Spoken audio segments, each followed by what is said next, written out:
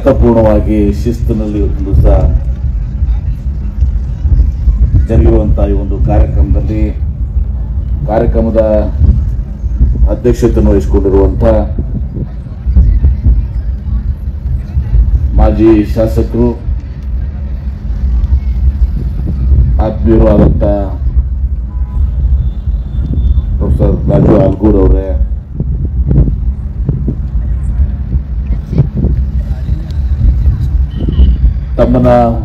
ತಮ್ಮೆಲ್ಲರನ್ನ ಉದ್ದೇಶಿಸಿ ಡಾಕ್ಟರ್ ಬಾಬಾ ಸಾಹೇಬ್ ಅಂಬೇಡ್ಕರ್ ಅವರ ಬಗ್ಗೆ ಅತ್ಯಂತ ಅರ್ಥಪೂರ್ಣವಾದಂತ ಕೆಲವೇ ಸಮಯದಲ್ಲಿ ಡಾಕ್ಟರ್ ಬಾಬಾ ಸಾಹೇಬ್ ಅಂಬೇಡ್ಕರ್ ಅವರ ಬಗ್ಗೆ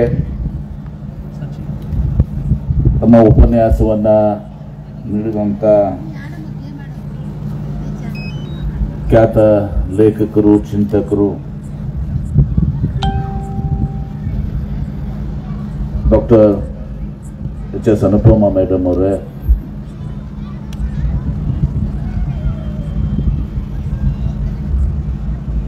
ವಿಜಯಪುರ ಜಿಲ್ಲೆಯ ಪೊಲೀಸ್ ವರಿಷ್ಠಾಧಿಕಾರಿಗಳಂತ ಆತ್ಮೀಯರಾದಂಥ ಶ್ರೀ ಲಕ್ಷ್ಮಣ್ ನಿಂಬರ್ಗಿ ಅವರೇ,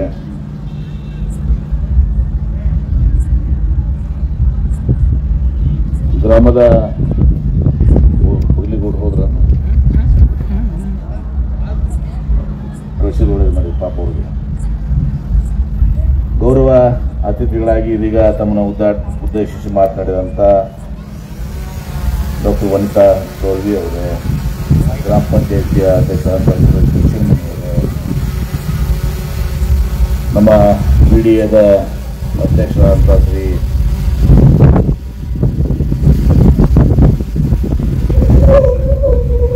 ಮುಷ್ರೀಫ್ ಅವರೇ, ದಿನೇಶ್ ಬಕ್ಷಿ ಅವರೇ, ದಿನೇಶ್ ಹಳ್ಳಿ ಅವರೇ,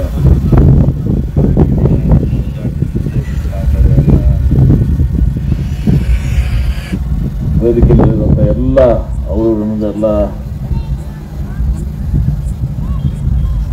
ಗಣ್ಯರೇ, ಜನಪ್ರತಿನಿಧಿಗಳೇ,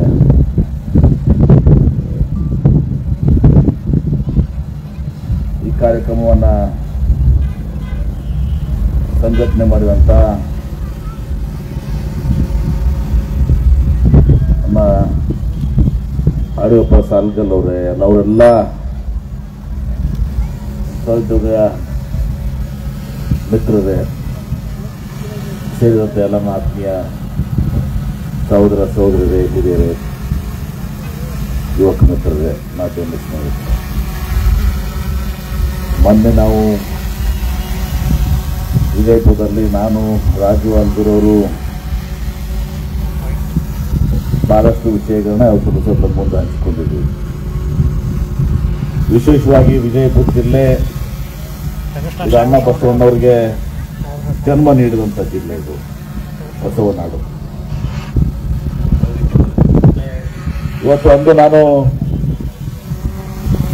ಮಾತನಾಡುವಾಗ ನಮ್ಮ ಡಾಕ್ಟರ್ ರಂಜಾನ್ ದರ್ಗಾ ಅವರು ಬಸವಣ್ಣವರು ಮತ್ತು ಡಾಕ್ಟರ್ ಬಾಬಾ ಸಾಹೇಬ್ ಅಂಬೇಡ್ಕರ್ ಅಂತ ಒಂದು ಪುಸ್ತಕವನ್ನು ಕೊಟ್ಟರು. ನಾನು ಇದನ್ನ ಇಟ್ಕೊಂಡು ನಾವು ಮಾತನಾಡಿದಾಗ ಎಷ್ಟೋ ಸಲ ನಾನು ಇದೀಗ ರಾಜು ಆಲ್ಗೂರ್ವರೆಗೂ ಅದೇ ಮಾತನಾಡ್ತಿದ್ವಿ. ಅದು ಯಾಕೂನೋ ಹೆಂಗೂನೋ ಬಸವಣ್ಣವ್ರ ಬಗ್ಗೆ, ಬಸವಾದಿ ಶರಣರ ಬಗ್ಗೆ, ಅನುಭವ ಮಂಟಪದ ಬಗ್ಗೆ, ಅವ್ರ ಚಿಂತನೆಗಳ ಬಗ್ಗೆ, ಡಾಕ್ಟರ್ ಬಾಬಾ ಸಾಹೇಬ್ ಅಂಬೇಡ್ಕರ್ ಅವರು ನೆರೆಯ ಮಹಾರಾಷ್ಟ್ರದವರು, ಮತ್ತು ನಾವು ಕೂಡ ಮುಂಬೈ ಪ್ರಾಂತ್ಯದಾಗಿದ್ದಂಥವ್ರು. ಅದು ಯಾಕೆ ಅವ್ರಿಗೆ ಆ ಒಂದು ಬಸವಾದಿ ಶರಣರ ಚಿಂತನೆಗಳ ಬಗ್ಗೆ, ಅನುಭವ ಮಂಟಪದ ಬಗ್ಗೆ ಅವ್ರಿಗೆ ಅದು ಮಾಹಿತಿ ದೊರಕಲಿಲ್ಲ. ಬಹುಶಃ ಅದು ಮಾಹಿತಿ ತಡವಾಗಿ ನಿಜಲಿಂಗಪ್ಪನವರು ಮತ್ತು ಇಲ್ಲಿ ನಮ್ಮ ವಿಜಯಪುರ ಜಿಲ್ಲೆ ಇಲ್ಲಿ ಬಂದವರು ಕೋರ್ಟ್ ಕಟ್ಲೆ ನಡೆಸಿದ್ದಾರೆ, ಅಂಗಡಿ ವಕೀಲರು. ಆವಾಗ ಅವ್ರಿಗೆ ತಿಳಿಸಿದಾಗ ನನಗೆ ಯಾರು ಬಸವಣ್ಣವ್ರ ಬಗ್ಗೆ, ಬಸವಾದಿ ಶರಣರ ಬಗ್ಗೆ, ಈ ಅನುಭವ ಮಂಟಪದ ಪರಿಕಲ್ಪನೆ ಬಗ್ಗೆ ನನಗೆ ಯಾರು ಕೂಡ ಬಂದು ತಿಳಿಸಲಿಲ್ಲ ಅನ್ನೋದೊಂದು ವಿಷಾದವನ್ನೇ ಇವತ್ತು ಸರ್ ವ್ಯಕ್ತಪಡಿಸಿದರು. ಯಾಕಂದ್ರೆ ನಾವು ಯಾವಾಗಲೂ ಕೂಡ ಬುದ್ಧ, ಬಸವ, ಅಂಬೇಡ್ಕರ್ ಅಂತೀವಿ. 3 ಜನ ಇವತ್ತು ಸಹ ಸಮಾಜದ ಏಳಿಗೆಗಾಗಿ, ಸಮಾಜ ನಿರ್ಮಾಣಕ್ಕಾಗಿ, ಮಾನವೀಯತೆಯ ಬಗ್ಗೆ, ಮೌಲ್ಯಗಳ ಬಗ್ಗೆ ಚಿಂತನೆ ಮಾಡಿದಂಥವ್ರು. ಇವತ್ತು 12ನೇ ಶತಮಾನದಲ್ಲಿ ಬಸವಾದಿ ಶರಣರು ಕೂಡ, ಅಣ್ಣ ಬಸವಣ್ಣವರು ಕೂಡ ಇವತ್ತು ಸಹ ಸಮಾನತೆ ಬಗ್ಗೆ ಮಾತಾಡಿದ್ರು. ಡಾಕ್ಟರ್ ಬಾಬಾ ಸಾಹೇಬ್ ಅಂಬೇಡ್ಕರ್ ಅವರು ಕೂಡ ಸಮಾನತೆ ಬಗ್ಗೆ ಮಾಡಿದ್ರು. ಆವಾಗೂ ಕೂಡ ಅಣ್ಣ ಬಸವಣ್ಣವರು ಈ ಅಸ್ಪೃಶ್ಯತೆ ಬಗ್ಗೆ ಅವರು ಅವಾಗ ಹೋರಾಟವನ್ನು ಮಾಡಿದ್ರು. ಡಾಕ್ಟರ್ ಬಾಬಾ ಸಾಹೇಬ್ ಅಂಬೇಡ್ಕರ್ ಅಂತ ಮೂಢನಂಬಿಕೆಗಳು, ಈ ಮೌಢ್ಯಗಳ ಬಗ್ಗೆ ಅಂದು ಬಸವಣ್ಣವರು ಬಸವಾದಿ ಶರಣರು ಚಿಂತನೆಯನ್ನು ಮಾಡಿದ್ರು. ಇದೀಗ ಅನುಪಮ ಮೇಡಮ್ ಹೇಳ್ತಾ ಇದ್ರಲ್ಲ, ಅವರು ತಮ್ಮ ಸ್ವತಃ ಕುಟುಂಬದಲ್ಲೇ ಇವತ್ತು ಸಹ ಇವತ್ತು ಮುಟ್ಟ ಬಂದ ಹೆಣ್ಮಕ್ಳಿಗೆ ಒಂದು ಸಹ ಸಹೋದರರಿಗೆ ಒಂದು ಸಹ ಅವರು ಮಾಡ್ತಾನೆ ಒಂದು ಸಹ ತಂದುಕೊಡಿ ಅಂತ ಆಗ್ತದೆ. ಈಗಲೂ ಕೂಡ ನಾವು ನೋಡ್ತಾ ಇದ್ದೀವಿ. ಇವತ್ತು ಕೂಡ ನಾವು ಮರ್ಯಾದೆ ಹತ್ಯೆ ನೋಡ್ತೀವಿ, ಅಂತರ ಜಾತಿ ವಿವಾಹ ಬಗ್ಗೆ ಆದಾಗ ಇವತ್ತು ಕೂಡ ನೋಡ್ತೀವಿ. ಒಂದು ಆ 12ನೇ ಶತಮಾನದಲ್ಲಿ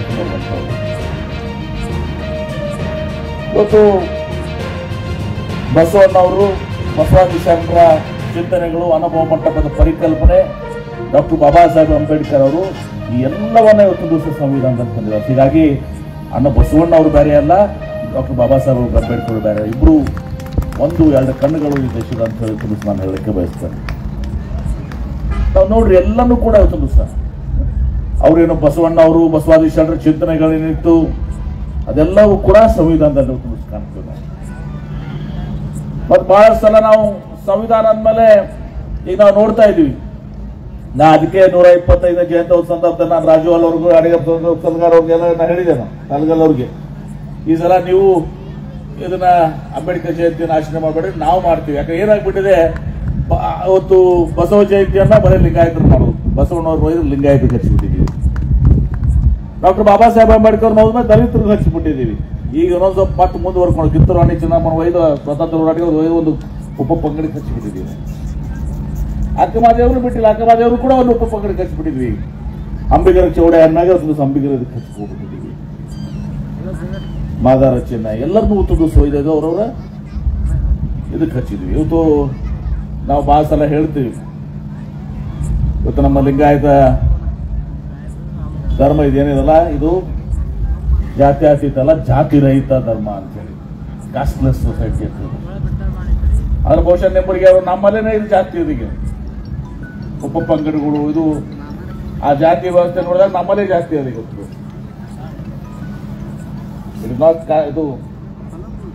ಇದು ಲಿಂಗಾಯತ ಇದು ಅಂದಮೇಲೆ ಜಾತ್ಯತೀತ ಸಮುದಾಯ ಅಂತಾರ, ಜಾತ್ಯತೀತ ಜಾತಿ ರಹಿತ ಅಂತ, ಕಾಸ್ಟ್ಲೆಸ್ ಸೊಸೈಟಿಯನ್ನು ಬಯಸಿದಂಥದ್ದು. ಹೀಗೆ ಇವತ್ತು ಬಸವಣ್ಣವರು ಬಸವಾದಿ ಶರಣರ ಚಿಂತನೆಗಳನ್ನ ಇವತ್ತು ಸಂವಿಧಾನದಲ್ಲಿ ಎಲ್ಲಾ ಜಾತಿ ವರ್ಗಕ್ಕೆ ಅಂದೇನು ಅನುಭವ ಮಂಟಪದ ಎಲ್ಲಾ ಕಾಯಕ ಸಮುದಾಯಗಳು ಕೂಡ ಎಲ್ಲರಿಗೂ ಕೂಡ ಕೊಟ್ಟಿದ್ರು. ನಾನು ಇಲ್ಲಿ ಶಾಸಕನಾಗಿ ಸಚಿವನಾಗಿ ನಾವು ಮಾತಾಡ್ತೀವಿ ಅಂದ್ರೆ ಅದು ಡಾಕ್ಟರ್ ಬಾಬಾ ಸಾಹೇಬ್ ಅಂಬೇಡ್ಕರ್ ಅವರ ಸಂವಿಧಾನದಿಂದ. ತಮ್ಮೆಲ್ಲರಿಗೂ ಮತದಾನ ಹಕ್ಕು ಕೊಟ್ಟರು. ಎಷ್ಟೋ ಕಡೆ ಹೊತ್ತು ಸಹ ಪ್ರಗತಿ ಹೊಂದಿದಂತ ರಾಷ್ಟ್ರಗಳಲ್ಲಿ ಇವತ್ತು ಮತದಾನದ ಹಕ್ಕು ಹೊತ್ತು ಮಹಿಳೆಯರಿಗೆ ಇರಲಿಲ್ಲ. ಆದ್ರೆ ಪ್ರಥಮ ಅವರು ಕಾನ್ಸ್ಟಿಟ್ಯೂಷನ್ ನಲ್ಲಿ ಸಹ ಎಲ್ಲರಿಗೂ ಕೂಡ ಮಹಿಳೆಯರಿಗೂ ಕೂಡ ಮತದಾನ ಹಕ್ಕನ್ನು ಕೊಟ್ಟಂತವ್ರು ಡಾಕ್ಟರ್ ಬಾಬಾ ಸಾಹೇಬ್ ಅಂಬೇಡ್ಕರ್ ಅವರು. ಮಹಿಳೆಯರಿಗೆ ಸಮಾನತೆ ಬಗ್ಗೆ ಅಣ್ಣ ಬಸವಣ್ಣವರು ಕೂಡ ಮಹಿಳೆಯರಿಗೆ ಸಮಾನತೆಯನ್ನು ನೀಡಿದಂಥವ್ರು. ಇವತ್ತು ವೋಟಿಂಗ್ ರೈಟ್ಸ್ನು ಕೂಡ ಇವತ್ತೇನು ಟಾಟಾ ಅಂಬಾನಿಗೆ ಅವರು ಶ್ರೀಮಂತ ಇದಾರಪ್ಪ, ಅವ್ರಿಗೆ 1000 ಓಟು, ನಮಗೆ 1 ಓಟ್ ಅಂತಿಲ್ಲ. ಎಲ್ಲ ಒಬ್ಬ ರೈತರಿಗೂ, ಬಡ ರೈತರಿಗೂ, ಕೂಲಿ ಕಾರ್ಮಿಕರಿಗೂ ಎಲ್ಲ ಕೂಡ ಒಂದೇ ಓಟು, ನನಗೂ ಒಂದೇ ಓಟು, ನಿಮಗೂ ಒಂದೇ ಓಟು. ಹೀಗೆ ಶ್ರೇಷ್ಠವಾದಂಥ ಸಂವಿಧಾನ, ಬಹುಶಃ ವಿಶ್ವದಲ್ಲಿ ಅತ್ಯಂತ ಶ್ರೇಷ್ಠವಾದ ಸಂವಿಧಾನ ಯಾವುದಾದ್ರೂ ಅದು ಭಾರತ ದೇಶದ ಡಾಕ್ಟರ್ ಬಾಬಾ ಸಾಹೇಬ್ ಅಂಬೇಡ್ಕರ್ ರಚಿತ ಸಂವಿಧಾನ ಅಂತ ಎಲ್ಲವನ್ನ ಮೇಡಮ್ ಅವ್ರು ಹೇಳಿದ್ರಲ್ಲ ಹ್ಯೂಮನ್ ರೈಟ್ಸ್ ಬಗ್ಗೆ. ಅಂದು ಸಹ ಡಾಕ್ಟರ್ ಬಾಬಾ ಸಾಹೇಬ್ ಅಂಬೇಡ್ಕರ್ ಅವರು ಸ್ವಾತಂತ್ರ್ಯ ಪೂರ್ವದಲ್ಲಿ ಸಂವಿಧಾನ ಪೂರ್ವದಲ್ಲಿ ಸಲುವಾಗಿ ಹೋರಾಟ ಮಾಡಿದಂಥದ್ದು. ಇದೆಲ್ಲವೂ ಕೂಡ ನಾವು ಡಾಕ್ಟರ್ ಬಾಬಾ ಸಾಹೇಬ್ ಅಂಬೇಡ್ಕರ್ ಅವರ ಜೀವನ ಚರಿತ್ರೆಯಲ್ಲಿ ಅವರು ಪಟ್ಟಂತ, ಅವರು ಶ್ರೇಷ್ಠ ನ್ಯಾಯವಾದಿಗಳಿದ್ರು. ಇಲ್ಲಿನೂ ಕೂಡ ಮೇಡಮ್ ಬಂದಿದ್ರು. ಇಲ್ಲಿ ಒಂದು ಕೇಸ್ ನಡೆಸಿದ್ದಾರೆ, ಇಲ್ಲಿ ಒಂದು ಕೇಸ್ ನಡೆಸಿದರು. ಅವರು ಮೇಧಾವಿಗಳು, ಕಾನೂನಿನ ಪಂಡಿತರು, ಆರ್ಥಿಕ ತಜ್ಞರು, ಅವರು ಆರಾಮಾಗಿರ್ಬಹುದಾಗಿದೆ. ಆದ್ರೆ ಅವರಲ್ಲಿರುವಂತಹ ಅವರು ಶೋಷಿತರಿಗೆ ಆಗಿದಂತ ಅಪಮಾನಗಳು, ಆ ಸ್ವಾಭಿಮಾನ, ಇವತ್ತು ಅನುಪಮ ಮೇಡಮ್ ಅವರು ಹೇಳಿದ್ರು ಇವತ್ತು ಸಹ, ಸ್ವಾಭಿಮಾನ ಬಿಟ್ಟು ಇವತ್ತು ಎಲ್ಲಿ ನನಗೆ ಗೌರವ ಸಿಕ್ಕದ ಅಲ್ಲಿ ನನ್ನ ಪಾದರು ಇದನ್ನು ಕೂಡ ಹೋಗ್ತಕ್ಕದ್ದಲ್ಲ ಅಂತ ಹೇಳಿದ್ರು. ಈ ಎಲ್ಲವೂ ಕೂಡ ಡಾಕ್ಟರ್ ಬಾಬಾ ಸಾಹೇಬ್ ಅಂಬೇಡ್ಕರ್ ಇರುವಂತದ್ದು. ಹೀಗಾಗಿ ಇವತ್ತು ಡಾಕ್ಟರ್ ಬಾಬಾ ಸಾಹೇಬ್ ಅಂಬೇಡ್ಕರ್ ಅವರ ಚಿಂತನೆ, ಈ ಸಂವಿಧಾನ ಮತ್ತು ಬಹಳಷ್ಟು ಜನ ಈ ಸಂವಿಧಾನವನ್ನು ಬದಲಾವಣೆ ಮಾಡಲಿಕ್ಕೂ ಕೂಡ ಬಯಸಿದ್ದಾರೆ. ಒಂದು ಸ್ಟೇಟ್ಮೆಂಟ್ ಕೂಡ ಆಗಿತ್ತು ಹಿಂದೆ, ನಾವು ಬಂದಿರೋದು ಅಧಿಕಾರಕ್ಕೆ ಬಂದಿದೆ ಸಂವಿಧಾನ ಬದಲ ಮಾಡಲಿಕ್ಕೆ ಅಂತೇಳಿ. ಒಬ್ಬ MP ಅವತ್ತು ಕೇಂದ್ರ ಸಚಿವರು, ಅದಕ್ಕೆ ಜನ ಆಸ್ಪತ್ರೆ ಕೊಡೋದು. ಯಾರು ಡಾಕ್ಟರ್ ಬಾಬಾ ಸಾಹೇಬ್ ಅಂಬೇಡ್ಕರ್ ಅವರ ಸಂವಿಧಾನವನ್ನು ಬದಲಾವಣೆ ಮಾಡ್ತಾರಲ್ಲ ಅವ್ರನ್ನೇ ಬದಲಾವಣೆ ಮಾಡುವಂತಹದ್ದು ನಮ್ಮ ಶಕ್ತಿ ಇವತ್ತು ದಿವಸ. ಆದ್ರೆ ಕಾರಣಾಂತರ ಇವತ್ತು ದಿವಸ ಯಾರು ಒಂದು ಮನಸ್ಪತಿ ಇವತ್ತು ದಿವಸ ನಮ್ಮ ಭಾರತ ದೇಶದ ಸಂವಿಧಾನ ಆಗ್ಬೇಕು ಅಂತ ಕಂಡಂತವ್ರು ಡಾಕ್ಟರ್ ಬಾಬಾ ಸಾಹೇಬ್ ಅಂಬೇಡ್ಕರ್ ಅವರು ಮನಸ್ಪತಿಯನ್ನ ಸುಟ್ಟಿದಂತ. ಇವತ್ತು ಆ ಒಂದು ಶಕ್ತಿಗಳು ಇವತ್ತು ದಿವಸ ಬಹಳಷ್ಟು ಅವ್ರಿಗೆ ಗೊತ್ತಾಗಿದೆ.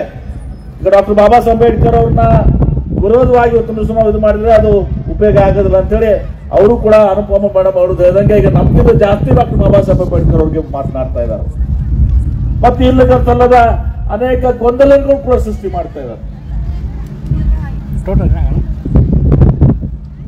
ಯಾಕಂದ್ರೆ ಅವ್ರಿಗೆ ಗೊತ್ತಿದೆ ಹಿಂದೆ ಇತ್ತು ಈ ಜಾತಿಯ ಚತುರ್ವರ್ಣ ವ್ಯವಸ್ಥೆಯಲ್ಲಿ. ಅವಾಗ ನಾವು ಲಿಂಗಾಯತ ಸ್ವತಂತ್ರ ಧರ್ಮದ ಹೋರಾಟ ಮಾಡೋ ಸಂದರ್ಭದಲ್ಲಿ ಹೇಳ್ತಿದ್ವಿ, ನಾವು ಈ ಚತುರ್ವರ್ಣದಲ್ಲಿ ಇರಲಿಲ್ಲ. ನಾವು ಡಾಕ್ಟರ್ ಬಾಬಾ ಸಾಹೇಬ್ ಅಂಬೇಡ್ಕರ್ ಅವರು ಒಂದು ಸಂದರ್ಭ ಹೇಳ್ತಾರೆ, ಇದು ನಿಮ್ಮ ಆಕ್ಟ್ ನಲ್ಲಿ this act applies to Jains and Lingayats also ಅಂತೇಳಿ. If you were Lingayats were Hindus, ಆ ಪದ ಬಯಸ್ಕೊಂಡ ಶಕ್ತಿ ಬರ್ತಿಲ್ಲ. ನಾವು ಸ್ವತಂತ್ರ ಹೋರಾಟ ಸಂದರ್ಭದಲ್ಲಿ 1871 ಫಸ್ಟ್ ಸೆನ್ಸಸ್ ಆಫ್ ಮೈಸೂರು ಹೋದ್ರಿ ನೀವು ನಿಂಬರ್ಗಿ ಅವರ ನೋಡಿದ್ರೆ. ನಾನು ಅಷ್ಟೇ ಅಧ್ಯಯನ ಮಾಡಿದ್ದೀನಿ, ನೀರಾವರಿ ಅಷ್ಟು ಅಧ್ಯಯನ ಮಾಡಿದ್ರೆ ಅಧ್ಯಯನ ಮಾಡಿದ್ದೀನಿ ನಾನು ಊರಕ್ಕೆ ಮಾಡ್ತಾನೆ. ಅವಾಗ ಲಿಂಡ್ಸೆ ಅಂತ ಇರ್ತಾರ ಸೆನ್ಸಸ್ ಆಫೀಸರ್. ಅವಾಗ ಈ ಚತುರ್ವರ್ಣ ವ್ಯವಸ್ಥೆ ಬರ್ತದೆ. A ಬ್ರಾಹ್ಮಿನ್ಸ್, B ಕ್ಷತ್ರಿಯ, C ವೈಶ್ಯ, D ಶೂದ್ರ. ನಾವು ಲಿಂಗಾಯತರನ್ನ ಹಾಕುದ್ರಾಗೂ ಇಲ್ಲ, ಮತ್ತೆ ಗೆಲ್ಲದೀವಪ್ಪ ನಾವು. ಅದರ್ ಆರ್ಡರ್ಸ್ ಅಂತ ಬರ್ತದೆ. E ಜೈನ್ಸ್, F ಲಿಂಗಾಯತ್ಸ್ ಅಂತ ಹೇಳಿ. ಮುಂದೆ ಅವ್ನು ಲಿಂಡ್ಸೆ ಬರೀತಾನೆ ನಿಮ್ಗೆ ಏನ್ ಬರೀತಾನಂದ್ರೆ, Lingayat it is not a religion, it's a religion where many caste belong. It is not a caste, it's a religion where many caste belong. ಅದು ಜಾತಿ ಅಲ್ಲ, ಅದು ಧರ್ಮ. ಬಹಳಷ್ಟು ಜಾತಿಗಳು ಒಳಗೊಂಡಂತ ಒಂದು ಧರ್ಮ. Where many caste belong. Ignorant people registered is a caste ಅಂತ ಹೇಳ್ತಾರೆ. ತಿಳುವಳಿಕೆದ ಜನ ನಾವು ಜಾತಿ ಅಂತ ನಂಬುದನ್ನೇ ಮಾಡ್ತೀವಿ ಅಂತೇಳಿ. ಯಾಕಂದ್ರೆ ಇವತ್ತು ನಮ್ಮನ್ನೆಲ್ಲರನ್ನ ಶೂದ್ರರಾಗಿ ಹಾಕಿದ್ರು ಮುಂದೆ. ಅದು 1881ರಲ್ಲಿ ಕಾರಣಾಂತರದಿಂದ. ನಾವು ಹೇಳ್ತಿದ್ವಿ ಅವಾಗ, ನಾವು ಹೋರಾಟ ಮಾಡಿದಾಗ ನಮ್ಮ ಮೇಲೆಲ್ಲ ಬಹಳಷ್ಟು ಇದಾಯ್ತು. ಈಗೂ ಕೂಡ ಅವಾಗ ಆ ಸ್ಪಾರ್ಕ್ ಹತ್ತಿರ್ತದೆ. ಅದಕ್ಕೆ ನಾವು ಕೇರ್ ಮಾಡಕ್ ಹೋಗಲ್ಲ, ಹೆದರಿಯೂ ಇಲ್ಲ, ಮುಂದೆನೂ ಕೂಡ ಹೆದರ್ಲಕ್ಕೆ ಹೋಗೋದಿಲ್ಲ. ನಾನು ಯಾಕೆ ಮಾತನ್ನು ಹೇಳ್ತೇನೆ ಅಂದ್ರೆ, ಇವತ್ತು ಏನು ನಮ್ಮನ್ನ ಇವರು ಶೂದ್ರ ವರ್ಗ ಅಂತ ಹೇಳಿದ್ರು ಸಹ ಬಹುಸಂಖ್ಯಾತರನ್ನ ಇವತ್ತೊಂದು ಸಹ ಭಾರತ ದೇಶದವ್ರನ್ನೆಲ್ಲರನ್ನೂ ಕೂಡ ಶೂದ್ರ ವರ್ಗದಲ್ಲಿ ಸೇರಿಸಿದ್ರು. ಈಗ ಅದೇ ಶೂದ್ರ ವರ್ಗದನ್ನ ಅವರು ಬಳಸ್ಕೊತಾ ಇದ್ದಾರೆ. ಯಾಕಂದ್ರೆ ಅವ್ರಿಗೆ ಗೊತ್ತಿದೆ ನಮ್ಮಷ್ಟಿಗೆ ನಾವು ಅಧಿಕಾರಕ್ಕೆ ಬರಕ್ಕೆ ಸಾಧ್ಯ ಇಲ್ಲ ಅಂತೇಳಿ. ಅವಾಗ ಹಿಂದುಳಿದವರು, ಅಲ್ಪಸಂಖ್ಯಾತರು ಬಿಟ್ರೆ ಅವ್ರು ದೂರ ಇಟ್ಟಿದ್ರು. ದಲಿತರು ಎಲ್ಲರನ್ನೂ ಕೂಡ ಮುಂದೆ ಹಾಕಿದ್ರು. ಮತ್ತು ಬಹಳಷ್ಟು ಜನ ನಾವು ಅದಕ್ಕೆ ಬಲಿಯಾಗಿದ್ದೀವಿ. ನನ್ನಪ್ಪ ಮೇಡಮ್ ಅವ್ರಿಗೆ ಹೇಳ್ತಿದ್ವಿ, ಜಗಳ ಹಚ್ಚೋರು ಅವರು, ಹೋರಾಟಿ ಬಡದಾಡಿ ಕೊಲೆ ಮಾಡೋರು ನಾವು, ಜೈಲಿಗೆ ಹೋಗೋರು ನಾವು ನೋಡಿದೀವಿ. ಇಲ್ಲಿ ನಿಮ್ಮ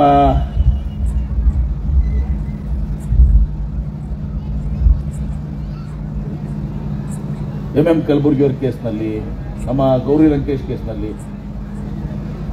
ಅವಾಗ ಒಂದು ಸಮುದಾಯದವ್ರು, ನಾನು ಹೇಳಕ್ ಬಯಸುದಿಲ್ಲ, ನನ್ನ ಕಡೆ ಬಂದ್ರು ತಾಯಿ ತಂದೆ ಸಮಾಜದವ್ರು, ಯಾಕಪ್ಪ ಯಾಕೆ ಇದನ್ನ ಬ್ಯಾಕ್ ಮಾಡಿಸಿದ್ರು, ಯಾಕೆ ಮಾಡಿದ್ರು? ಅವ್ರು ಹೇಳಿದ್ರು ನಮ್ದು ಸನಾತನ ಧರ್ಮ ರೀ, ನಮ್ದು ನಾನು ನಿಮ್ಗೆ ಸನಾತನ ಧರ್ಮ ಓದ್ಸರ್ಲಕ್ಕೆ ನೀವೆಲ್ಲ ಬಂದಿರಪ್ಪ ಸನಾತನ ಧರ್ಮದಾಗ, ಅಷ್ಟು ಶುದ್ಧ ನಿಮ್ಗೆ ಬರ್ತದೆ. ನಾನು ಮತಕ್ಷೇತ್ರದವರು, ಅದನ್ನು ಗೊತ್ತಿದ್ದು ಮುಚ್ಚಿದಾಗತ್ತಂತಲ್ಲ. ಹಿಂಗೆ ಇವತ್ತೊಂದು ದಿವಸ ಬಹಳಷ್ಟು ಷಡ್ಯಂತ್ರಗಳು ಕುತಂತ್ರ ನಡೀತಾವೆ. ಆದ್ರೆ ನಾವು ಡಾಕ್ಟರ್ ಬಾಬಾ ಸಾಹೇಬ್ ಅಂಬೇಡ್ಕರ್ ಅವರ ಒಂದು ಸಿದ್ಧಾಂತ ಏನಿತ್ತು, ಚಿಂತನೆಗಳೇ ಇತ್ತು, ಮತ್ತು ಎಲ್ಲರಿಗಿಂತ ಮಿಗಿಲಾಗಿ ಇವತ್ತೊಂದು ಸಹ ಒಂದು ಶ್ರೇಷ್ಠವಾದಂಥ ಸಂವಿಧಾನವನ್ನು ನಮ್ಮ ದೇಶಕ್ಕೆ ಕೊಟ್ಟಿದ್ದಾರೆ. ಅದನ್ನು ನಾವು ರಕ್ಷಣೆ ಮಾಡಿಕೊಂಡು ಅದರ ಅಡಿಯಲ್ಲಿ ಇವತ್ತೊಂದು ದಿವಸ ಇನ್ನಷ್ಟು ಬಲಿಷ್ಠರಾಗಿ, ಯಾಕಂದ್ರೆ ಬಹಳಷ್ಟು ಜನ ವಿಕಸಿತ ಭಾರತ, ಆ ಭಾರತ, ಈ ಭಾರತ ಎಲ್ಲ ಹೇಳ್ತಾರೆ. ಆದ್ರೆ ನಮಗೆ ಬೇಕಾಗಿದ್ದು ಇವತ್ತೊಂದು ದಿವಸ ನಾನು ಮೊನ್ನೆನೂ ಕೂಡ ಹೇಳಿದ್ದೆ, ಇವತ್ತೂ ಕೂಡ ನನ್ನ ಮಾತನ್ನು ಹೇಳಿ ನನ್ನ ಮಾತಿಗೆ ವಿರಾಮ ಹೇಳ್ತೀನಿ. ನಮಗೆ ಬೇಕಾಗಿದ್ದು ಬಸವ ಭಾರತ, ನಮಗೆ ಬೇಕಾಗಿದ್ದು ಡಾಕ್ಟರ್ ಬಾಬಾ ಸಾಹೇಬ್ ಅಂಬೇಡ್ಕರ್ ಭಾರತ. ಆ ಭಾರತದಲ್ಲಿ ಪ್ರಜಾಪ್ರಭುತ್ವ ಇರ್ತದೆ, ಆ ಭಾರತದಲ್ಲಿ ಸಮಾನತೆ ಇರ್ತದೆ, ಆ ಭಾರತದಲ್ಲಿ ಇವತ್ತು ಶೋಷಣೆ ಇರೋದಿಲ್ಲ. ಆ ಭಾರತ ನಿಜವಾದಂಥ ಭಾರತ. ಇವತ್ತು ಸಂವಿಧಾನ ಅಂದ್ರೆ ನಮ್ಮ ಭಾರತ ದೇಶದ ಹೃದಯ ಇದ್ದಂಗೆ. ಬಹುಶಃ ಹೃದಯವನ್ನು ಯಾರಾದ್ರೂ ಕಿತ್ಕೊಂಡ್ಬಿಟ್ರೆ ಭಾರತ ದೇಶದಲ್ಲಿ ಏನು ಜೀವನೇ ಉಳಿದಿಲ್ಲ. ಹೃದಯ ನಿರ್ಲಾದ ಮನುಷ್ಯ ಬದುಕಕ್ಕಿರ್ತದೆ, ದೇಶ ಬದುಕಿರ್ತದೆ. ಅದಕ್ಕೆ ನಾವು ಅರ್ಥ ಮಾಡ್ಕೋಬೇಕು, ಡಾಕ್ಟರ್ ಬಾಬಾ ಸಾಹೇಬ್ ಅಂಬೇಡ್ಕರ್ ಸಂವಿಧಾನ ಇದ್ದಾರೆ, ಅದು ಭಾರತ ದೇಶದ ಹೃದಯ ಇದ್ದಂಗೆ. ಆ ಹೃದಯದಿಂದ ಇವತ್ತು ದಿವಸ ಇಡೀ ದೇಶ ನಡೆದಿದೆ. ಅದನ್ನ ರಕ್ಷಣೆ ಮಾಡಿಕೊಂಡು ಅದರಡಿಯಲ್ಲಿ ಒಂದು ದಿವಸ ಪ್ರತಿಯೊಬ್ಬರು, ಇದು 140 ಕೋಟಿ ಜನರಿಗೆ ಇವತ್ತು ಈ ಸಂವಿಧಾನದ ಒಂದು ಪ್ರಯೋಜನವನ್ನ ಈ ಸಂವಿಧಾನದಲ್ಲಿ ನಾವು ಸುರಕ್ಷಿತವಾಗಿದ್ದೀವಿ. ಎಲ್ಲರಿಗೂ ಇವತ್ತು ದಿವಸ ಬಾಬಾ ಸಾಹೇಬ್ ಅಂಬೇಡ್ಕರ್ ಸಂವಿಧಾನದಲ್ಲಿ ಇವತ್ತು ರಕ್ಷಣೆ ಕೊಡ್ತಾರೆ. ಅದನ್ನ ಅರ್ಥ ಮಾಡಿಕೊಂಡು ಇವತ್ತು 134ನೇ ಜಯಂತ್ಯೋತ್ಸವದಲ್ಲಿ ಮತ್ತೆ ನಮ್ಮ ಸರ್ಕಾರ ವಿಶೇಷವಾಗಿ ಸಂವಿಧಾನದ ಬಗ್ಗೆ ಒಂದು ದೊಡ್ಡ ಅಭಿಯಾನವನ್ನು ಮಾಡಿಕೊಂಡು ಪ್ರಿಯಾಂಬಲ್ನ ಪ್ರತಿಯೊಂದು ಪೀಠಿಕೆನ ಪ್ರತಿಯೊಂದು ಕಾರ್ಯಕ್ರಮದಲ್ಲಿ ಪ್ರತಿಯೊಂದು ಶಾಲೆಗಳಲ್ಲಿ ಒಂದು ಸಜ್ಜು ಮಾಡಲಿಕ್ಕೆ ಇವತ್ತು ನಮ್ಮ ಮುಖ್ಯಮಂತ್ರಿಗಳಂತ ಸಿದ್ದರಾಮಯ್ಯನವರು, ನಮ್ಮ ಇವತ್ತು ಸೋಷಿಯಲ್ ವೆಲ್ಫೇರ್ ಮಿನಿಸ್ಟರು, ನಮ್ಮ ಸಮಾಜ ಕಲ್ಯಾಣ ಸಚಿವರಂತ ಮಹದೇವಪ್ಪ ಅವರು ಆ ಒಂದು ಪ್ರಯತ್ನವನ್ನು ಮಾಡಿದ್ದಾರೆ. ಇವತ್ತು ಇದು ಮುಂದುವರ್ಕೊಂಡು ನಾವು ಬಲಿಷ್ಠ ಭಾರತ ಆಗಬೇಕು. ಆ ಬಲಿಷ್ಠ ಭಾರತ ಅಂದರೆ ಯಾವ ಭಾರತ? ಬಸವ ಭಾರತ, ಡಾಕ್ಟರ್ ಬಾಬಾ ಸಾಹೇಬ್ ಅಂಬೇಡ್ಕರ್ ಭಾರತ ಆಗಬೇಕು ಅಂತ ಹೇಳಿ ನನ್ನ ಮಾತಿಗೆ ನಮಸ್ಕಾರ.